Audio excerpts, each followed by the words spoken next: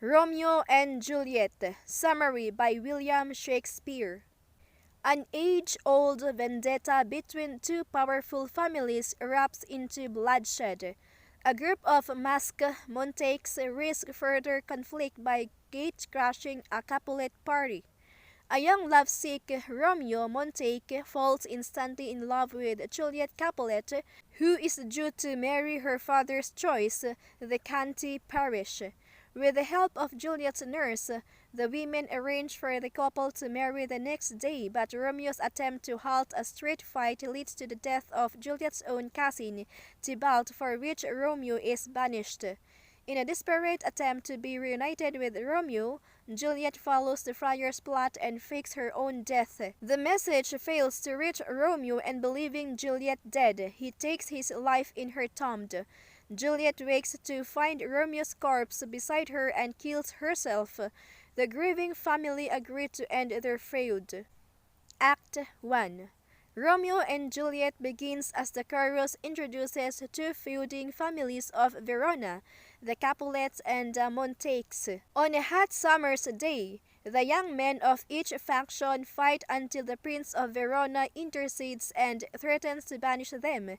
Soon after, the head of the Capulet family plans a feast. His goal is to introduce his daughter Juliet to a count named Paris, who seeks to marry Juliet. Montague's son Romeo and his friends Benvolio and Mercutio hear of the party and resolve to go in disguise. Romeo hopes to see his beloved Rosaline at the party. Instead, while there, he meets Juliet and falls instantly in love with her. Juliet's cousin Tybalt recognizes the Montague boys and forces them to leave just as Romeo and Juliet discover one another. Act 2. Romeo lingers near the Capulet house to talk with Juliet when she appears in her window. The pair declare their love for one another and intend to marry the next day. With the help of Juliet's nurse, the lovers arrange to marry when Juliet goes for confession at the cell of Friar Lawrence. There, they are secretly married. Talk about a short engagement. Parting is such a sweet sorrow that I shall say good night till it be morrow. Act 3. Following the secret marriage, Juliet's cousin Tybalt sends a challenge to Romeo.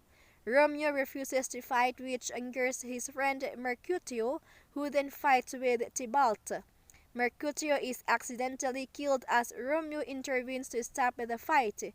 In anger, Romeo pursues Tybalt, kills him, and is banished by the prince. Juliet is anxious when Romeo is late to meet her and learns of the brawl, Tybalt's death, and Romeo's banishment. Friar Lawrence arranges for Romeo to spend the night with Juliet before he leaves for Mantua. Meanwhile, the Capulet family grieves for Tybalt, so Lord Capulet moves Juliet's marriage to Paris to the next day.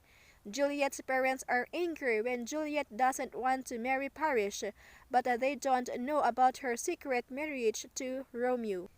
Act 4. Friar Lawrence helps Juliet by providing a sleeping draught that will make her seem dead. When the wedding party arrives to greet Juliet the next day, they believe she is dead.